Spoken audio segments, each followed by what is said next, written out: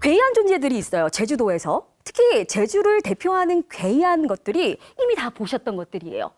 도채비, 도채비불, 그다음에 그순대, 헛개, 그순새.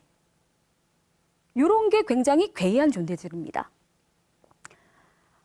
옛 제주 사람들은요, 웬만하면 이걸 보고 싶지 않았어요, 얘들을. 근데 이상하리만치 너무 자주 나와. 그죠? 여기저기 막 다 나왔대요. 그래서 익숙한 존재처럼 변했어요. 하지만 맞닥뜨리고 싶진 않아요. 왜냐하면 이 존재들하고 맞닥뜨리면요, 사달이 나거든요. 어떤 사달이 나요? 홀려요. 홀리는 정도가 그냥 단순한 정도가 아니고요. 어떻게? 병을 앓거나 병을 앓다가 죽거나. 병도 중병이에요. 그렇죠. 그렇죠. 그러니까 당연히 마주치고 싶지 않죠. 이 도채비는요, 제주도에서 굉장히 다양한 모습으로 사실 나타나거든요. 신이기도 해요. 신으로 모셔요, 굿에서도. 무속신앙에서 신으로 모시고, 어떤 도채비는요, 사람한테 배신당해가지고 약간 백침이 있는 애야. 그래가지고 굉장히 슬퍼하는 그런 우스꽝스러운 모습의 도채비도 있습니다.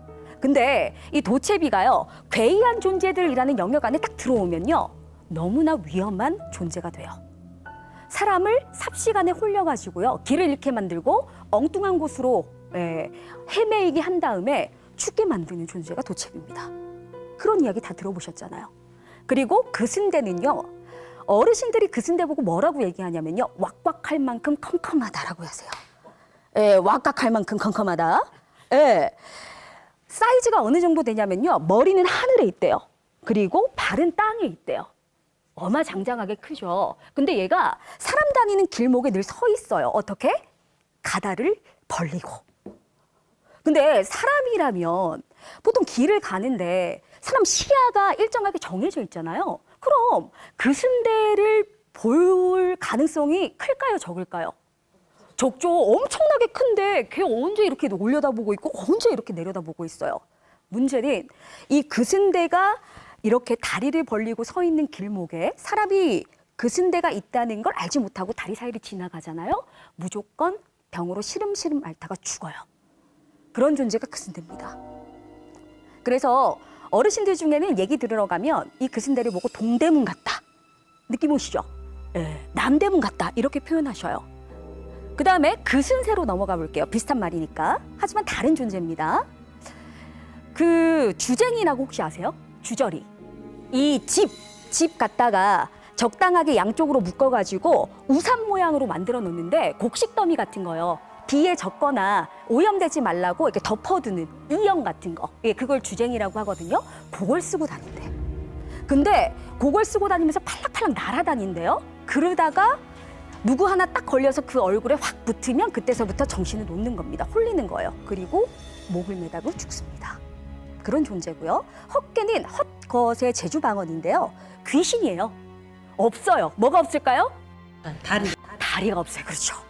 다리가 없어요. 역시 사람을 홀려서 병, 죽음에 이르게 만든다는 존재들입니다. 근데 이 대표적인 존재들이요, 왜 괴이할까요? 대체 언제부터 있었는지 알 수가 없어요. 그죠? 그리고 언제 어디서 어떻게 나타날지도 몰라요. 정체불명이고 예측불가한데 병을 주고 죽음까지 이르게 하는 굉장히 불가사의한 존재잖아요. 이해하고 설명할 수가 없어요. 그리고 이 괴이한 존재들을 만나면요, 정말 잘 살고 있던 내 삶이 어떻게 됩니까? 다 무너져요. 그렇기 때문에 그 두려움, 공포 이런 것들을 가지고 괴이하다고 얘기를 하는 거죠, 사실은. 세상을 이해하고 해석하려고 하는 게 본능이래요. 보세요. 이해 불가하고 설명 불가한 일이 생겼을 때 제가 예를 들어 드릴게요. 남편이 이해 불가하고 설명 불가한 행동을 계속해. 자식이. 그러면 어때요? 환장하죠. 미치지. 화나고 답답하고 서운하고. 바로 이해 불가하고 설명 불가한 것들이 뭘로 이어져요? 감정적인 반응으로 이어져요. 그렇잖아요. 근데 하물며 이 도채비나 아까 그순대, 그순새, 헛개처럼 도저히 그 당시의 상식이나 그 당시의 질서로는 해결할 수 없었던 두려움은 어떻겠어요? 그 몇만 배로 더 부정적인 감정들을 생산하겠죠. 두려움도 몇백 배고요. 긴장도 몇백 배고요. 불안도 몇백 배가 될 겁니다. 칠흑 같은 어둠 한번 생각해 보세요. 그리고 또 나쁜 날씨. 지척을 분간할 수가 없잖아요. 거기 앞에 누가 있는지도 몰라요. 또 제주도는 날씨가 굳을 때는 엄청나게 굳으니까. 그다음에 바다인데 바다는 끝하고 깊이를 알 수 없어요. 아주 오래전에 사람들이 이런 상황에 갇혔다고 생각해 보세요. 너무나 위험한 일을 당할 가능성이 크잖아요. 실제로도 이런 상황에서 사달이 나는 거고요. 그러니까 이런 위험에 노출될 수 있는 가능성이 높고 뭔가 자신한테 풀릴 수 없는 두려움과 불안을 주는 것. 그런 것들을 조금이라도 해소하고 싶은 욕구 때문에 그 시대 사람들은 어떻게 했어요? 이런 상상력을 발휘해서 괴이한 존재들을 눈에 보이게끔 만들어냅니다. 그죠? 그래서 탄생하는 게 괴담이에요. 이야기가 진화하면요. 단순히 병으로 죽거나 뭐 이런 결말로 끝나지 않습니다. 어떻게 해요? 극복해내서 이겨내요. 그리고 그 세세한 방법들을 다 이야기 안에 넣어가지고 말합니다. 전해줘요. 첫 번째, 도채비는요. 돌멩이끼리 탁탁 부딪혀가지고 소리내고 불 튀기면 도망가. 그순대 같은 경우에는요. 뭔가 이상하면 기다려. 그러면 바람이 세게 불면 살랑하는 소리가 나면서 쓰러져. 그럼 그때 지나가면 돼. 아니면 딱 하고 땅에 죽었다고 생각하고 넙죽 엎드려가지고 움직이지 마. 아니면 뒷걸음질로. 절대 뒤돌면 안 돼. 뒷걸음질로 도망가. 그럼 어떻게 돼? 살아. 라고 이야기하는 거죠. 이런 이야기들은 진짜 신기하게요. 다 개인의 얘기예요. 그렇죠. 동시다발적으로 모든 집단이 같이, 뭐 마을이 같이, 제주도 전체가 같이 겪는 얘기가 아니네요.